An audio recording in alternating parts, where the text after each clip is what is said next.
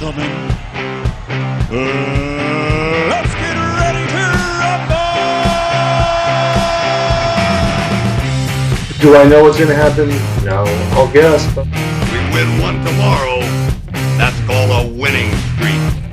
All right, I'm not a fucking athlete. This is my fucking way. This is how I win. adapt or die.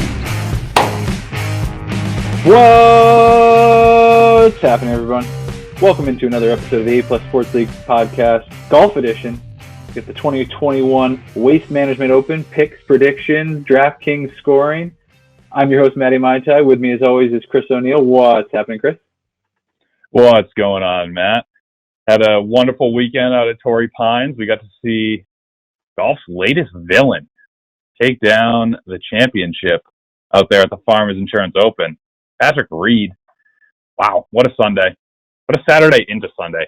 I'm starting to get into the golf Twitter thing, and I'm following a bunch of very opinionated individuals right now, and they were lighting him up about the cheating scandal. But then he goes out, and we realize, it's not a one-stroke victory. I think the dust is going to settle on this thing. It wasn't like that one shot there was going to really make the difference, but Patrick Reed, golf's number one enemy. I mean, I don't know if I'm contrarian to people in general, but I'm firmly in the stance that who gives a fuck? Like, if you're going to fight with a guy, whether his ball is plugged or not, I mean, I really don't care. And I'm a big Patrick Reed fan to begin with. Right when we started getting into golf, we had a tournament between me, you, and our boss to win some free drinks. And I had Patrick Reed at the Masters when he won. So I've always liked Patrick Reed since then. I think the cheating thing is way overblown. People really get bent out of shape. And he fucking won by 4 strokes? Didn't even matter. So good for Patrick Reed. Yeah. That was a really nice win, and definitely wasn't on my radar. So yeah, we were off of him a little bit after the DQ at the Sony, or the withdrawal from the Sony. He didn't DQ. So and then he had a miscut, so we were a little bit off on Patrick Reed. So that's why I think he sort of slipped under the radar. But I was waiting for him to do something post what I thought was an injury, or I think it was an injury, but he ended up playing terribly, and then wins. There was no slow progression to him getting back to the top. It was like miscut, struggling to make top 50, win. So it was a very drastic change. Yeah. And hopefully our golfers that we're betting this week changes the same way that Patrick Reed did. I know. Well, recap of some of the things that happened last week. I was pretty happy to see on the finish. We had a lot of people tie for second place. But as we sort of talked about last week, talent wins out, especially at Torrey Pines, those longer courses. We got Xander with the T2. We have Finau with the T2. We have Hovland with the T2. We had a shitty back nine and played himself out of contention. Rahm T7, right? Like the top names at the board on the leaderboard were the top names, before we walked into betting the tournament. So good course and good golfers as well. Yeah. Yep. Do you want to go through some of our picks from last week? Yeah, sure. Let's touch it off. Our outrights, you had Rahm, who finished T7th. I had McIlroy T16th. You beat me on that one. Unfortunately, neither of them won, but Rahm was there. He was going for it at the end, even though he was really out of it. Kept putting it in the water. He hit the fucking water on 18. Yeah. Reminded me of the players. Just lay up. Just lay up. You're not making a par 5 and 2 out of a bunker. Doesn't know how to lay up. Loves the water. I know. All right, I had Wolf as a top 10. That was a disaster. I don't even want to talk about that. Brutal. I had over, and then, oh my God, my arm hurt. Oh, my arm is broken. Yeah, exactly. Ryan Palmer, you had, though, T2. Great top 10 pick there. Our sleepers both did pretty well. I had Cam Davis, who wound up 31. You had Woodland, 48. Not what you were expecting. I know you had an outright on him. And then this is where our fades were not good. The top 10 that we're going to stay away from. I had Patrick Reed, obviously, 1, and Xander for Bird was tied second. Then down in the 7,000, I know, yeah. Oh, he's been incredible. We're going to talk about him a little bit more. We'll talk about him a little more. Can I do a quick thing? I had a bet that I posted on Twitter under Matty Mai Tai, and I had Tony Finau over Xander Schauffele in a head-to-head matchup, and Finau was winning by 1 stroke on the 18th hole, where he pulled a John Rahm and put it into the water, ended up bogeying the hole, and he tied with Xander Schauffele, and I lost the bet. So not only did I fade Xander, but Tony Finau broke my heart and also lost or pushed with Xander. So killing hearts. That's a terrible Sunday. I was bubbling in a couple of tournaments right when that was happening, and I was watching Reed, Burns, and Ortiz try to finish up 18. And I knew that a couple of lineups I had zeroed out because I had Rahm with my last golfer off the course. And once I saw Sam Burns dunk it and Ortiz hit the bunker on 18, I knew I was kind of safe there. So I survived 18. 18 screwed you. Yep. So it happens. All right, 7K All right. golfers that we loved last week. You had Charles Howell III, who got cut. A bad Thursday, good Friday for him. Talor Gooch, I had T42. He started off hot and then just kind of faded the more he played the South Course. 6K golfers, you had Wyndham Clark. He came T32. He looked really great. He was really. He did the first 2 days, yeah. He just had a bad Saturday, I think. Even a Sunday wasn't bad.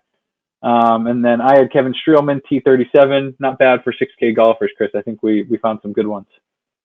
Yeah, I think so. Definitely helped me with a couple of the DraftKings lineups that I had. Yeah, I did pretty well this weekend.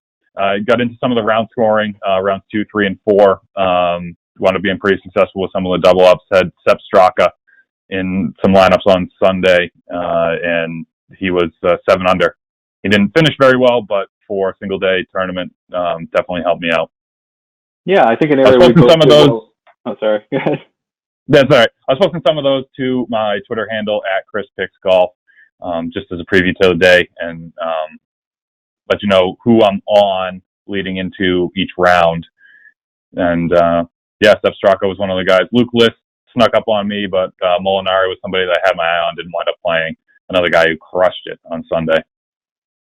Nice.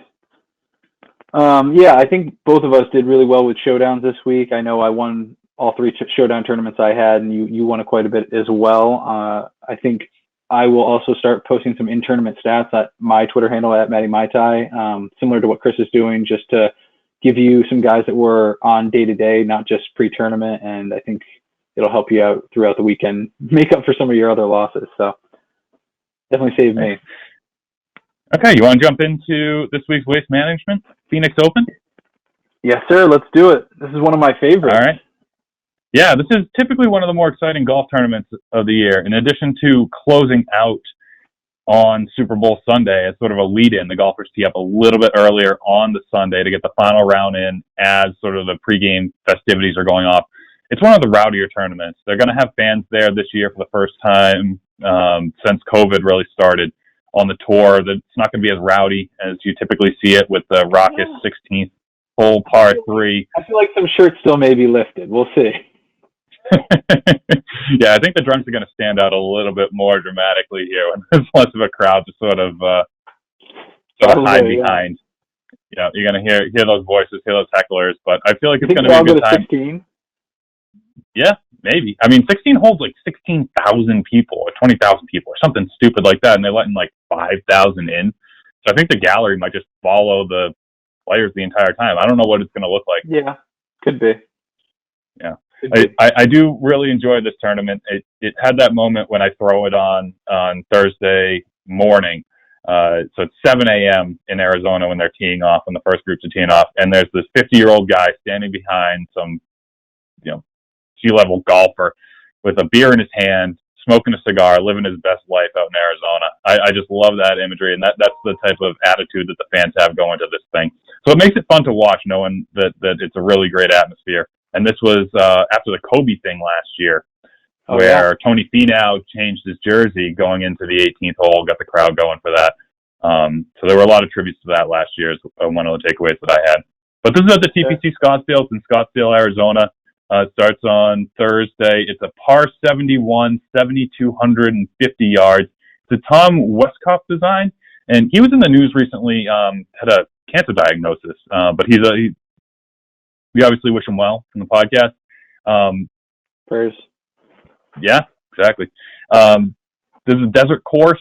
It's going to play firm and dry. It's going to be warmer there, although in the desert it does have cooler mornings. I think the first couple of guys teeing off are going to be teeing off in the 50s, mid-50s, but that's going to heat up later in the day.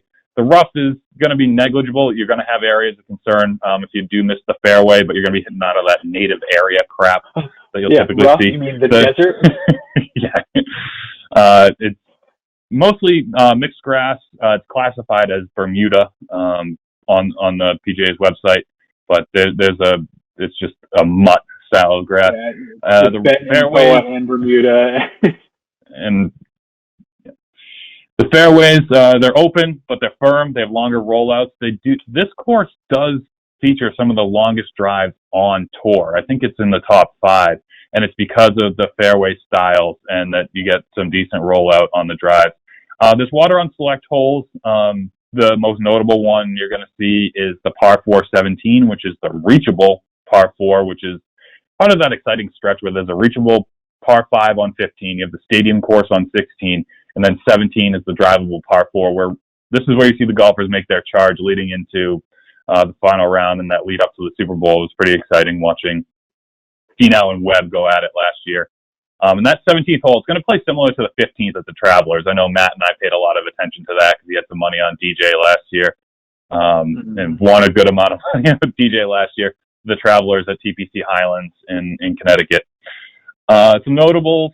It's traditionally won by a high-ranked player. Some of the past winners here include Matsuyama, include Brooks, include Webb, include Ricky Fowler.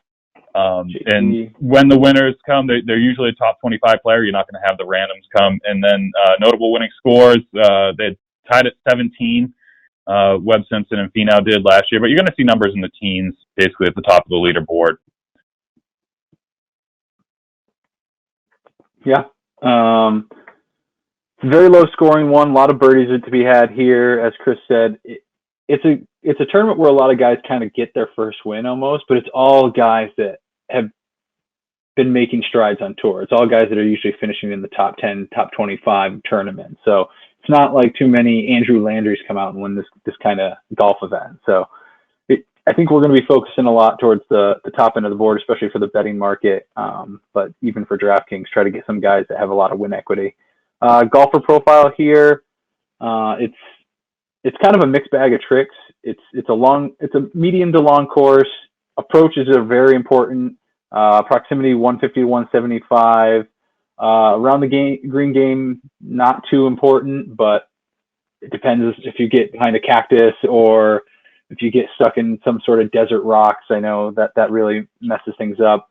Well, this is really, Matt, I think this is a second shot course. So if you're not hitting the greens, the around the green game shouldn't matter as much, right? We need people that are hitting the greens. It's the Webb Simpsons, the Matt Kuchars of the world that traditionally, if they stick their second shots, they're going to be successful at this course. So if you're missing and you need to get up and down, and you're a good around the green player, if you need those shots to come into play, those are the ones that I don't think those types of golfers aren't going to be as successful this week.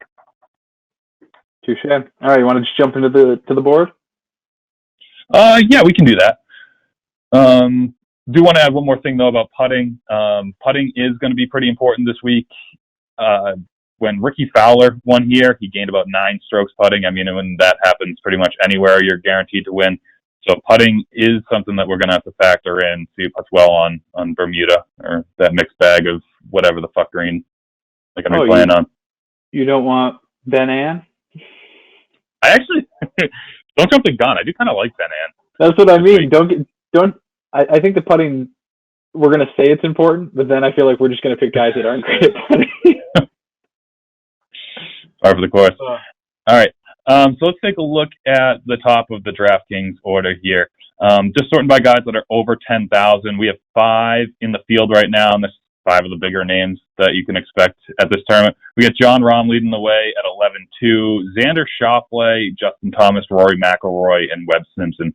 So the first thing in this area that jumped out at me is Xander Schauffele is priced above Justin Thomas and above Rory McIlroy. Schauffele hasn't won a full field event since 2017.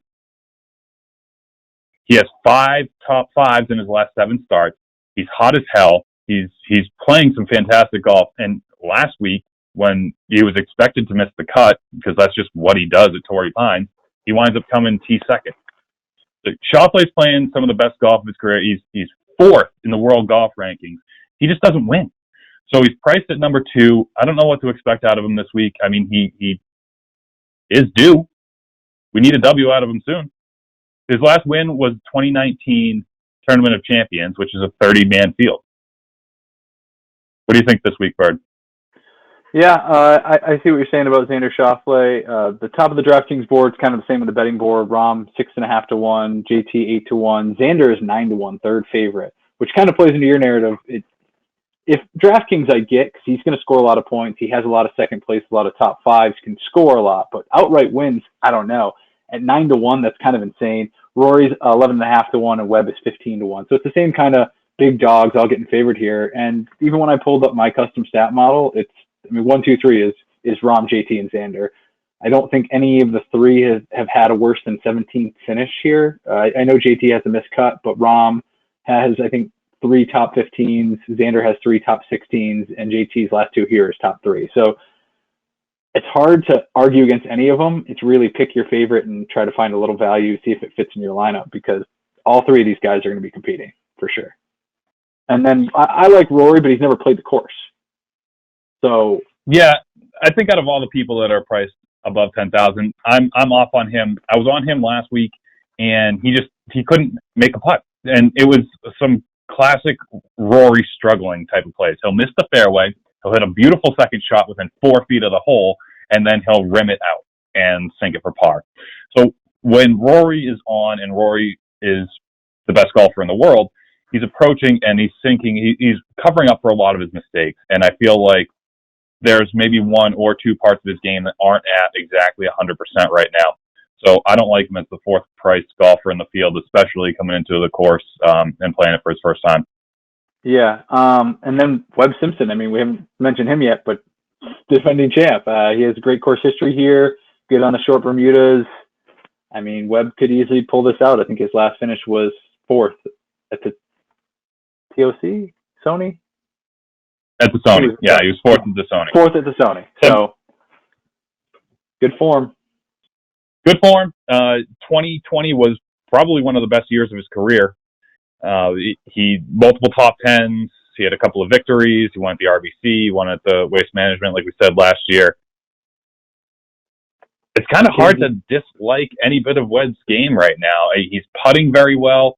He's approaching very well. You can say his off the tee numbers at the TOC weren't great, but we talked about this leading up to the Sony, that you just throw those out because he's trying to mash it and keep up on those massive courses at Kapalua. Yeah, I agree. And it's not crazy to think that he could win back-to-back, considering Hideki Matsuyama did it not that long ago, which is a perfect segue into the next range of golfers, which is leading off the way, Hideki Matsuyama at 9,800.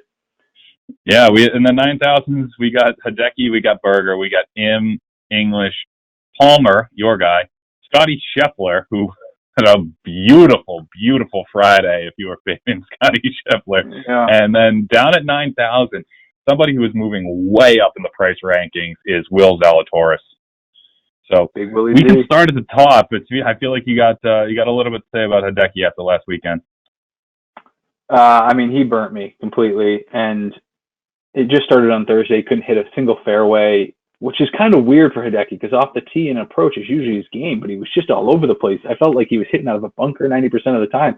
It wasn't even like he was missing putts, which kind of concerns me. I know he's probably got the best course history here of anyone in the field, but the fact that he was just missing so much with his irons, and it's not the first week this has happened. The last few weeks, he's kind of been off of the irons, and his putting's been bad, so I've been hoping it would come back, but I might fade Hideki here. I know a lot of people are going to want to play him just because of course history, but at this price, I'd rather jump up to Webb or down to probably my favorite player in the range, which is Daniel Berger.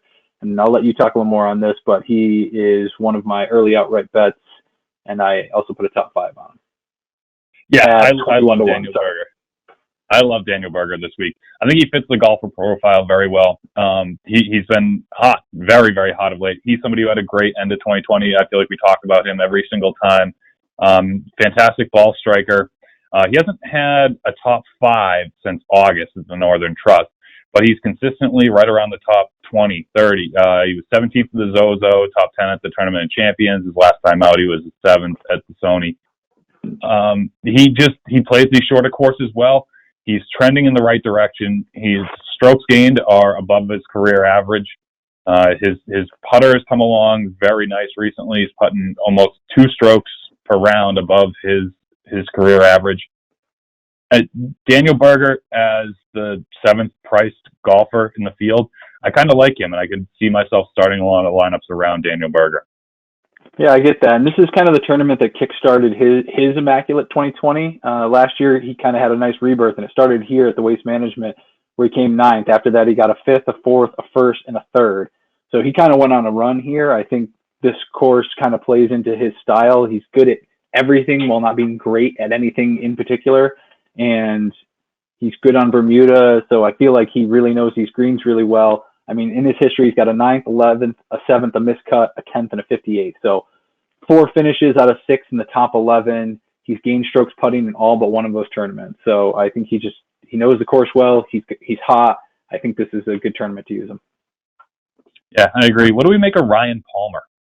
Ryan Palmer, you were on him last week. I know my father and Pat were on him too for the one and done, and love that T2 finish out of him. He's had 3 top 5s now in his last 4 starts. Yeah, I really like Ryan Palmer. He's high in my stat model. There's really nothing I can do to argue against him. He finished T2 last week. He's just been playing extremely, extremely well. The irons are immaculate right now. He's doing great on par 4s. I like Ryan Palmer. I'm probably going to be using him. 9,200, it's not too bad of a price for him. It's Bermuda, which is preferred surface. And let me make one argument against Ryan Palmer right now while you're on that. His last 4 times out at the Waste Management, miscut, 60th, miscut. Before that, I was just looking at that. He had a 2nd and a 5th. So he's not trending too great at this location. So I don't know if it's something about the atmosphere or what. He had 2 top 5s in the years prior to that, but his run at EPC Scottsdale has not been great. Yeah, and I said the same thing about Xander last week and how'd that fucking turn out. He's in 2nd place. So he definitely has not had a great recent form here, but he hasn't had great recent form at a lot of courses over the last few years. Like, I feel like this is kind of a Ryan Palmer resurgence. Like, if you look back 2 years ago, I don't think you're going to see too many top 5s from Ryan Palmer, but all of a sudden, just this year, he's turned out 3 in his last 6 tournaments. So I don't know if he can win, but as we saw last week, he can definitely compete with really good golfers on very competitive courses. So I'm going to be going back to him. Another golfer I like, Sungjae Im. I don't know how you don't play him. I mean, he's always around. He looked like he was out of this tournament last week early on, and he ends up making a charge on Sunday and finishing, T2? Or he fell off a little bit. Yeah, no, Sungjae had the good. Yeah, he had the good Saturday. Oh, was that what it was? I thought it was Sunday, but he finished. Yeah, he finished 32nd. He went out there. He shot a 69 on Saturday to get himself back into contention. 73 went 1 over on Sunday. But yeah, no, he had a couple of good moments over the weekend. He's like Hideki light, right? And he can putt. So when he's on, when his irons are on, I mean, he can go out and win a tournament like this. So I give them the same sort of player profile, and I think Im has been playing better than Hideki of late. So I think if you like Hideki, I definitely lean to be playing Im a little bit more this week. Especially at a cheaper price. To be honest, the worst part of Sungjae's game is his around the green game. It's just like absolutely worst part of his game. And Torrey Pines, it's important to strive at around the green. And he didn't. And that's why he didn't really compete too much there. But his form has been immaculate. Golfer. Yeah, and he won at PPA National, which is one of my comp courses that I've been using for this. So he won at the Honda back in March. Perfect. Let's just jump off to another golfer, Harris English. I'm not really sure what to do with him. I mean, he had a 6th, a 5th, a 1st, a 32nd, and then one of the worst rounds at Torrey Pines. Missed the cut. So I think I'm fading him. I don't know. He has decent course history here. It's a gut play on him. I really just don't, at this price, 9,300, not for me. Yeah, well, he went 57, miscut 16 in his last 4 trips here. Maybe something was up. Hasn't played too great since the victory at the Tournament of Champions. Quick Harris English story. So I got my father to start listening to the podcast. And once we started talking about fade and DraftKings pricing and all these things, it started to confuse me. He's not really into the betting game that much. So he said, I turned off the podcast and I just went and I bet Harris English. One, I have no idea where the hell he placed the bet because, Dad, you're in Massachusetts. It's not going to work. And then two, like, why Harris English? If you listen to the whole friggin' podcast, you would have known we're not on Harris English. Get off of Harris English. Talk to me before you waste your money. He called me up pissed on Friday evening when Harris English wasn't going to make the cut. So, yeah, sorry, Dad. Call me next time. Exactly. All right, let's jump down. I do want to have a quick conversation about Will Zalatoris. So one of the young guns, I know you and I had a conversation last week. We're trying to power rank the guys under 25. And we talked about him. We talked about Scheffler, Hovland, Wolf, and Morikawa. One guy that we didn't talk about, because he really came onto the scene with the sixth place at the U.S. Open, is Will Zalatoris. Since that, yeah, he's in the next tier down. I feel like he's a year behind these guys. Give him one more year of competing, and then he's going to be in the same conversation. I mean, after Scheffler's Friday, maybe he's out of the conversation. He went sixth at the U.S. Open, eighth at Corrales. He did miss the cut at Sanderson, but then a fifth at the Shriners, and then a seventh at the Farmers, the 16th mixed in. I mean, Will Zalatoris is good. He's good. Very talented player. He's broke out into the scene. He crushed it on the Korn Ferry Tour in 2020. He basically didn't finish outside of the top five ever. But he's priced up with elite golfers. I mean, he's ahead of Matthew Wolff. He's ahead of Brooks Koepka this week. He's ahead of Ricky Fowler, Bubba Watson, Gary Woodland, your guy. Is he that good? I don't know if he's that good. I mean, I think he is that good. Obviously, when you compete at the U.S. Open with some of these big dogs, like, you clearly are a good golfer. But I'm definitely taking more of a wait-and-see approach with it. I'd rather play guys around him that I'm a little more confident about, because I like Will Zalatoris when he's in one of those lighter events, or if he is in a big event, he's cheaper. Like last week, I think he was in the 7,000s or the low 8,000s, and now the low 8,000s. Yeah. Like, he's just jumping up to become too pricey. It's similar to Xander. It's like, Xander's very good and he could win maybe, but you're going to price him as the second highest golfer between Rahm and JT. I think there's too much for Will. But he's good, and I could see him competing. Speaking of Scotty Scheffler, as you were talking about some of these young guns, I'm fully staying away from him right now. He changed his clubs, and ever since he has just looked atrocious. 2 straight miscuts, and I don't know what's going on with him. He's 9,100. I'd rather play Will Z than Scheffler, but I know Scheffler's usually one of the better iron players on tour. I mean, that's kind of how he made his name, is he was a second shot guy. And then I'm looking at his approach numbers. He's 113th in the field the last 24 rounds out. I mean, that's not going to get it done. And then he had some beauty. Yeah, that has to be it. I mean, consecutive missed cuts. He did do okay at the Tournament of Champions. He was 19th at the Masters, but he went 65-79. Yeah. Is that even possible? You're a professional golfer. It's like a 14-stroke difference. I mean, I get it. You go in North Course to South Course, the weather changed, but wow, what a drop-off. He was the leader, or one of the leaders, after round one, and then missed the cut. It was like a Matt Every type of experience. Trying to watch him. All right. Jump down to 8Ks here. So yeah, the top leading the way. Oh, sorry, go ahead. No, leading the way, we got Louis Oosthuizen, Brooks Koepka, Wolf, Mr. Hand Injury, Ricky Fowler, Watson, Billy Ho, Gary Woodland, Henley Kim, and Brian Harman. All right, first thing that stood out to me, too, with this, I did make the comment last week that I don't play Billy Horschel outside of the state of Florida. I kind of like Billy Horschel this week. This is short. It's Bermuda. He's been playing well. He did miss the cut at the Farmers, but he had a fifth at the OHL, played at the Tournament of Champions, played at the Sony, and I mean, at the Farmers, he kind of lost in some areas where you don't see him lose, which is on the putting surface, and it's not really his style of course. He plays a little bit too long. He's putting on POA. He's typically a plus putter. He's typically plus off the tee. I kind of like him keeping it safe here, and I could see myself playing a little bit of Billy Ho. Yeah, you pick like the one golfer in the entire 8,000 range that I just don't like at all. Like, he's my least favorite in the entire range. I get what you're saying, but it's just what the recent form's just okay. And when I can go up 100 to get Bubba, or another 100 for Fowler, go down to Woodland or Henley, I'm going to play those guys. in this zone, I love Koepka. I bet him outright 45-1.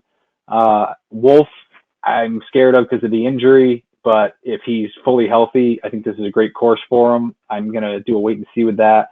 Ricky has the good course history, but Henley is probably the most intriguing one for me. I think his form has just been really good, and he's an elite iron player, at least recently. So that coupled with some decent course history, I really like Henley here. He's third in my stat model. He's missed some cuts, but it's like an every other year thing, like miscut 15, miscut 16, miscut 20. And so I'm hoping it's just one of the other years. So I do like Henley down here as well, just as a 8,200 play. Yeah, no, I like him too. He's second in my model, and I'm looking strictly at the strokes gained approach last 24 holes. I mean, Henley's like a DraftKings darling for me. Yeah. He's undervalued for being able to compete, and he can spike. Right, we saw him spike back in the fall, where he went fourth at the Zozo, he had 11th at the Sony, he had a 3 at the CJ Cup. He has that potential in him when his ball striking, is basically among the elite. So I do like Russell Henley down there at 8,200. And then, I mean, this range is tough for me because this is where a lot of outrights I want to bet are too. Like, I like Bubba. He comes in the stat model, but his recent form just scares me because he hasn't had a good tournament since the Zozo back in October? Yeah. No, yeah. So that one scares me, but he's got great course history, probably better than anyone but Matsuyama. Mm-hmm. And then Brooks, I mean, we talked about this. I texted you the second that the lines came out.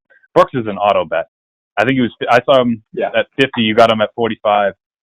I mean, why is he this low? Why is he priced behind Scotty Scheffler, who is playing some of the worst golf of his very early career, and behind Louis Oosthuizen and Will Zalatoris? I know it's a little bizarre, but he has 3 missed cuts for the first time in his professional career, which is bizarre. But to me, that's like a stock that's been tanking and tanking and tanking. You're like, why is it tanking? It's a great stock. Well, he's about to shoot right back up, I think. So you're buying the dip. You got to buy the dip. It's just too much value. It's too much value. I think Koepka is going to be in a lot of lineups. I think if you're playing in big DraftKings tournaments, he will be heavily owned. A lot of people will fade him, but he's just too cheap. You got a major winner at 8,800. So I think he's a good play in this range. Fowler, if you want to bet on the course history, he doesn't look as bad as he was last year. He showed a little life last week. So that's one, maybe not an outright bet, but a top 10 play. Definitely sprinkle him in some lineups at 8,600. Yeah. Siwoo Kim, staying away from him. He's one of the worst in the field on this course in particular. I know that he crushes Pete guys, and that's pretty much it. So I'm off of Siwoo at 8,100, even with the good recent form. Mm-hmm. My boy Gary Woodland, I was originally going to play him, but his recent form hasn't looked great. Even at the Farmers, he was just struggling with his irons and his driver. So he came out of the gate hot, though. Yeah, in the North Course. So did Cam Smith, and then Cam Smith went +8. So oh Jesus. That was a disaster. I think I'm going to stay away from him this week. I know he's won this tournament before, so he has great course history, but it's in a Hideki thing. I'm just a little worried about him. Okay, great. Let's jump down to the 7,000s. Leading the way, we have Corey Connors, who you liked last week. Max Homa, who's been pretty hot. Yeah. Carlos Ortiz, who had a terrible, terrible Sunday. Jay was cut. We got down to the Gooch. We got Norlander. We got Spieth. Norlander was my Sunday darling. I wound up throwing him into a couple of my day of for final round. He wound up getting himself, he went 3 under on the day, wound up tied second. He's been a fantastic ball striker. He's number 1 in the field last 24 rounds in GIRs. He's somebody who's playing himself into contention right now. He's not the best around the green player, but you don't really need that here. And Henrik Norlander, like I said, was second Farmers, 12 at the Amex. So it's really good recent form coming off of a slew of missed cuts towards the end of last year. But he was 4th at the Sanderson earlier in the fall. I could see myself playing a little bit of Norlander this week at 7,500. I'm with you. I like him, and he's one of my favorite in the middle of this range. The other guys I like right here. Corey Connors I love. I can't putt, but I don't think it's going to be a problem here. Max Homa is showing better form. I really like him. Jason Day, I'm probably fading. Don't love him. Burns, I'm back on Burns. He's been my guy. I should have put him in a few more lineups last week, but I really like those couple of guys here before we jump down to the lower range. Okay, yeah, Sam Burns I'm definitely in on. I like 1 or 2 bad rounds is kind of what's burning him, but I mean he was in the final group on Sunday, Yeah.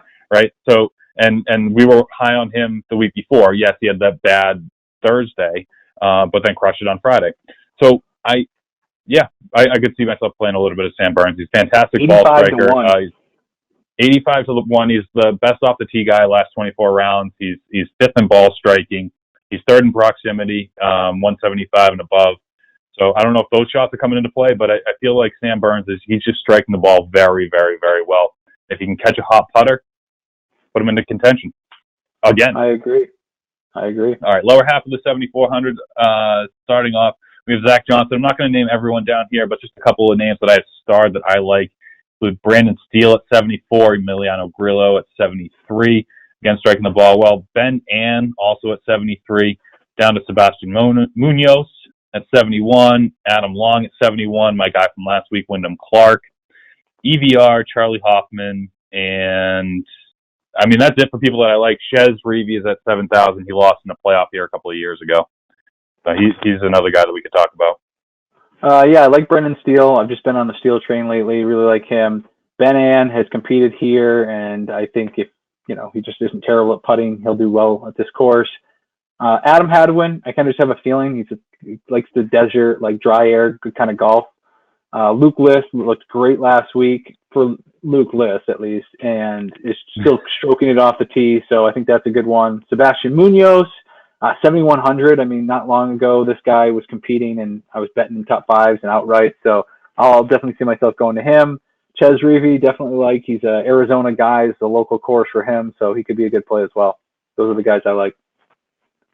Okay, great. I can see myself. I'm staying away from Luke List this week. I love the recent form out of him. I just don't think that this course really fits his style. He's a great ball striker. He's fifth off the tee, but we do need somebody to catch a hot putter. And I mean, right now he's still losing 3 strokes per round on the greens. He lost 3 at the Farmers. He still finished top 10. Like he's hitting the ball that well, but he hasn't gained putting since July, and even that was like a half a stroke. So I don't know. I don't think that this is the type of course where I'm going to be playing a lot of Luke List. I hear you, but if we're into Ben Ann, who's 126 and putting over 24 rounds, Luke List is 127. He's right there. So I can't always finish all the putters. So I don't know. It's just a guy I might take a stab at. It's a price thing. Once you start building these lineups, like this week, usually I find a couple of guys I like in the cheaper range and then structure the top. This week, I think I'm going to structure the top and then kind of just fill in the bottom because I don't have too many leans this week on this lower end. Yeah. Now, Luke List, 4 miscuts at the Waste Management, hasn't finished higher than 25. Ben Ann has played the Waste Management 4 times, hasn't finished lower than 23, and he has 2 top 10s. All right. So okay. You hear it first. Let's maybe Ben Ann. We'll go to a little course history here. All right. I think I might be talking you into Ben Ann over a little Luke List. All right. We're going to jump down to the. We're going to jump down into this. All right. So leading the way, we got Keegan Bradley, Cameron Tringali, who I kind of like. Some other guys that I wound up starring that I'm going to like this week, good ball strikers. Ryan Moore, Kyle Stanley won here a while ago. Doc Redman. Lucas Glover actually pops a good amount in my stat model. He's been pretty hot recently, last 24 rounds. Other people that I like, I'm going to be off of Richie Warinsky after I was on him for a couple of weeks in a row, the local boy, Springfield native. Had a hole-in-one on Thursday. Really? Oh, yeah. Let's see. We got Tyler, Dinkin, and Duncan. We got Will Gordon, who was hot as hell going into the weekend and backed up. Did finish okay. I think did he finish top 30? 42 at the Farmers. So I can see myself going back to him. He's another one of those young guns that I want to put in the Will Zalatoris category, where Will Zalatoris might be peaking a little bit earlier. I could see Will Gordon right on his tail in the next 6 months to a year. Okay. I mean, Will Gordon's been playing good. He's been in a lot of our lineups, so I like that. Some guys I like down in this range. We get some really deep names here. I do like Doc. I think Doc's a good play around here. Richie Warinsky, I don't know. Matthew Neesmith I like. Pat Perez, my boy. I'm going to keep playing him. Last 24 rounds at the Waste Management, he is 15th in shot gain total. So it's a course he definitely likes. The party atmosphere, I know there won't be any fans, but I feel like this is kind of the end of the Pat Perez swing. Like I jumped on it in Hawaii. He's been partying all the way to Scottsdale, and then after this, gets back to like the Florida courses and all that, and he's gonna fizzle out. But this is the last chance you can jump on the Pat Perez train. What else do I like down? I mean, Will Gordon's a good one at 6,300. Another one I really like here is Ryan Moore, as you said. Nate Lashley actually has a great course history here at 6,300. Yeah, he came in third last year. Yeah, so yeah, he was right behind the Finau Webb pairing. What do we make of Sam Ryder? Okay, sorry, I was gonna say JB Holmes is 6,400, and he's got decent course history. I'm just kind of surprised it's very low. But absolutely miserable form. So Sam Ryder finished 10th at the Farmers. He's somebody who randomly spikes. He's like on Groundhog's Day, he's like a gopher in the ground, and he buries a bunch of missed cuts, and then he'll pop up for a 7th at the workday. And then he'll have a slew of 7 missed cuts, and then he winds up 10th at the Farmers. I mean, he was somebody who was absolutely jumping off on my stat model for round 3, and he wound up carding one of the lowest rounds on the course that day. I kind of like Sam Ryder. I think he's rounding into form. It's just like after he has these peaks, he's just going to disappear for another 4 or 5 rounds before 4 or 5 tournaments before he's back at the top. So I don't know. Maybe. I hear you, Chris. I hear you. I don't have any more really to say about the 6K golfers. Do you? No. I mean, we get some real long shots down here at the bottom. Your boy Chase Seifer, John Augustine. I don't think he's in the field this week. We got John Augustine, who's getting back on the tour, and who's the other guy? Davis Riley. I know it's more of those young guns that are teeing it up this week. So we can jump out of that and we can get into some of our picks for the week and round this out. Let's do it. I'm all for it. Okay. So my outright, we talked about him. I was all over him. He was the first name that I wrote down on my bets list. I like him at 17-1. I think you had him at Daniel Berger this week. Nice. I really like it. I bet it outright. And I was going to pick him for this, but you did. So I'm actually going to pivot. I'm going to go with Rory. And we didn't really talk about it, but I think Rory could actually thrive here. He's never played it before, so we have no course history. This is like kind of his perfect scenario when it comes to fans. Rory hates a shit ton of fans, but hates no fans whatsoever. So it's like some fans is enough to get him excited, but not piss him off. And he's just due. I mean, he's probably one of the top. He is due. He's from a talent. He didn't win in 2020. Yeah, he didn't win in 2020 after being Player of the Year in 2019. And I mean, he's talent-wise, top 3 in the field for sure. So if he beats out Rahm and JT, I think Rory has a good chance. And just at the odds too, he's a better odds than all of them. He's cheaper in DraftKings, so I like Rory. Okay, let's jump down to the top 10. I have Mr. Automatic at this point, Xander Schauffele. I mean, you can't argue the course. He's a very well-rounded golfer. I know you're shaking your finger at me because I know that he might be your. It's like a guaranteed top 10 out of him. I mean, he's been so good recently. You can't get off the form. I think that the odds on him aren't great to finish top 10. We're like barely plus money. Might be even. He's plus 120. Not great. Not great, but to me that's free money. Xander's almost guaranteed to be top 10 this week. All right, good take. I'm going to go a little chalky. I think Webb Simpson is just an easy top 10 here. If you want to bet it, he's plus 180. If you're trying to go a little bit deeper in the odds, I think Ryan Palmer at plus 400 is nice. But for the purposes of the show, I'll do Webb Simpson at plus 180. Okay, great. My sleeper this week is going to be Brandon Steele. I think he's got good form. He's an early season guy. I love his performance at the Sony, choking it away at the end pretty much every single year. But he went 21st at the Amex as well to follow that up. I feel like he strikes the ball well. He's a good second shot guy. He's going to leave his ball in the fairway. Doesn't have a fantastic course history here of late. A couple of missed cuts his last 2 times here. But before that, he went 3, 16, 17, 26, 6, 6, 5. So he's been around the Waste Management for a while. I think he's comfortable at this course, and I feel like his form is rounding out right now where I can see him playing pretty well. Yep, I love that. I think Brandon Steele is a great fit for this course, and I'll be using him. My sleeper, since you kind of wanted to talk me into it when I was trying to find someone a little bit deeper on the board because I like a lot of those 8K guys, I'm going to go with Benny On. Why not? All right. Why not? I feel like he can compete. Deep guy. Yeah. I think if I pull him up on the betting odds, let's see. Benny On. Oh, sorry. His name is Byung Han An. 85-1 in the outright market. So even plus 1,400 for top 5. So let's try to make some money on that one. So Ben An is my sleeper. Okay. And then this is the category that it's like bound to burn us. I don't know why we keep putting a pick in for this, but top 10 to fade. Top 10 golfer that we don't think is going to finish in the top 10 this week. And I am actually out on Rory. So I'm going to take your outright and fade him. New course for him. I think he's still got a couple of bugs in his game that he's got to work out. And I feel like anybody else in that top 10 there, they can finish. They're pretty high performers. So I think that Rory's the only person that I can't see winning the tournament this week.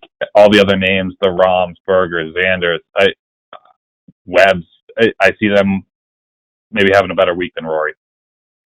Yeah, okay. I respect it. I can see what you're saying there.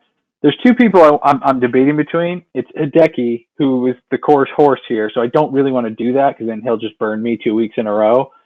So I'm going to go off of him, go down a little bit further. Number 9th overall in the field, Harris English. I just don't think he's going to compete here. I think he'd be lucky to make the cut, and he'll be flirting around with 50. So I'm going to make Harris English my top 10 to fade. Nice. I actually, I like that better than the Rory pick. I didn't dig down deep enough. All right. So 7K golfer, 7K golfer. I'm not going to spend any time on him. He's your sleeper pick. I'm going to go with Benny An this week. Okay. I like him a lot. Nice. I'm glad we're both on that. Corey Connors is going to be my 7K golfer I'm going to be using a lot. I mean, I know we didn't talk about him a lot. I don't love the win equity. That's why I'm not going to put an outright bet on him. But the way he's just striking the ball, I think he's going to really compete here. And I think a top 10 is very reasonable. Great.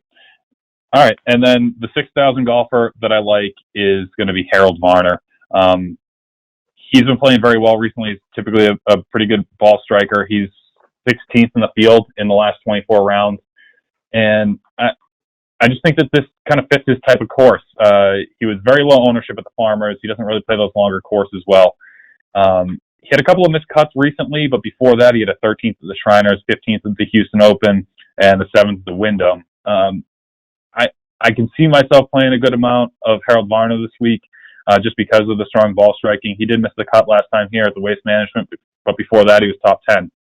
So I think that he's somebody at the 6,000 range that can make the cut and play some competitive golf into the weekend. I hear you. Yeah. He was number 1 on my stat model last week, and I think God faded him because he did not have a good Farmers. But I think this course fits him a lot better than Farmers did. So it's a good pick. For my 6K golfer, I'm going to go with Doc Redman. He had some juice right before the swing season or early in the swing season, and he kind of lost it. I'm thinking it's a good tournament. They can get it back. He's a big Bermuda putter. So for 6,600, I like Doc Redman. Okay. Great. That should round it out. We want to get our one and dones in, though? Yeah, let's do our one and done. I can tell you my one and done's going to be Berger. I got to throw him in. Then we both have the same one and done. So yeah, love Berger this week. I think that it's his time. He's top 25 golfer. We talked about him enough on the podcast. He's going to be my one and done. Yeah, Berger is my one and done too. I originally had Woodland in there, but the more I looked at it, I really like Berger. So we're on the same team. 1 week you're not. The 1 week you're jumping off of Gary Woodland. I'm gonna love seeing him crushing it on Sunday. I know. So while we're at it, let's do some Super Bowl picks, just to sort of round out the podcast, because I know that the Waste Management's going to lead right into that, and I can't not bet Brady and the Bucks, right? Plus money. I think they're going to win outright. Well, see, I'm stuck here because on the golf podcast we picked our Super Bowl teams 3 weeks ago when the playoffs started, and I picked the Bucks to win, and they called me crazy, but here we are, Tom Brady in the Super Bowl again. I've seen it way too many times, so I just think the Chiefs are gonna be too much for him. I really do. I think Tom will keep it close. They played close earlier in the year, but if Mahomes is fully healthy, that secondary for Tampa is really rough right now. They're banged up. Their star safety Winfield is hurt, and their other star safety blew out his shoulder in the game before. So when you have two backup safeties playing against Tyreek Hill, Travis Kelce, and all those guys, I mean, Jesus Christ. So, that if that front seven gets pressure, I think they can have a good game. But I'm going to go with the Chiefs. And it's Okay. I think it's plus 145 Bucks money line right now. All right. I'm all in on that. I've seen Tom Brady win too many times to bet against the man, and his team's peaking at the right time. They're getting hot. I love them. Let's go. Go Bucks. Yeah. Everyone in New England's a Bucks fan all of a sudden. Yeah, right. Get my red and black Brady jersey out of the closet. All right. Yeah, I think that's gonna wrap it up for waste management talk. Yeah, I think that's going to be it. Make sure to tune in. I don't think NBC is going to be, NBC Gold won't be hosting it soon enough, so we'll have to find different ways to watch our golf on Thursdays and Fridays. But finally, we'll have full shot tracker, no alternate courses for this week, so make sure to keep up with that. And yeah, I'm excited to see some fans in the stands. Maybe they'll get a little rowdy. I don't know. Yeah, we're going to have early tee times, too, because they're both playing the same course. So they're going to be rotating through. They're going to have AM tee times, PM tee times. So it's going to feel like a traditional course. It's going to be a great watching experience. I'm excited about it. Our picks evolve over the week. Dad, check me out on Twitter or pick up the phone. Call me. All right? Don't bet Harris English this week. Yeah, so you can always find Chris on Twitter at ChrisPicksGolf, and I'm on Twitter at MattyMaitai. We are currently on Spotify, so you can download, rate, review there. You can also find us on YouTube, like, subscribe, share it around, whatever. So that's how you can find us. Make sure to tune in for updated picks and outright betting cards. So, Chris, you got anything else? Nope. Enjoy the tournament. It's going to be a great weekend of sports. All right, I think that's going to do it for us. Thanks for listening. Have a good one.